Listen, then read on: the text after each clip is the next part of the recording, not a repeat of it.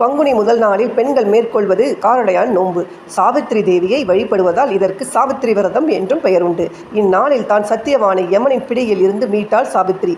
இதன் அடிப்படையில் சுமங்கலிகள் தாலி பாக்கியம், கணவருக்கு நீண்ட ஆயுள், தம்பதி ஒற்றுமை வேண்டி விரதம் இருப்பர். இந்த நாளில் சுமங்கலிகள் தாலி பாக்கியம் நிலைக்க வேண்டும் என்பதற்காக பூவால் சுற்றப்பட்ட மஞ்சள் சரட்டை கழுத்தில் அணிந்து கொள்வர். கணவர் அல்லது வயது முதிர்ந்த சுமங்கலியின் கைகளால் சரடு அணிவது சிறப்பு. திருமணமாகாத கன்னியர் சரடு கட்டி கொள்ள நல்ல மனவாழ்வு அமையும்.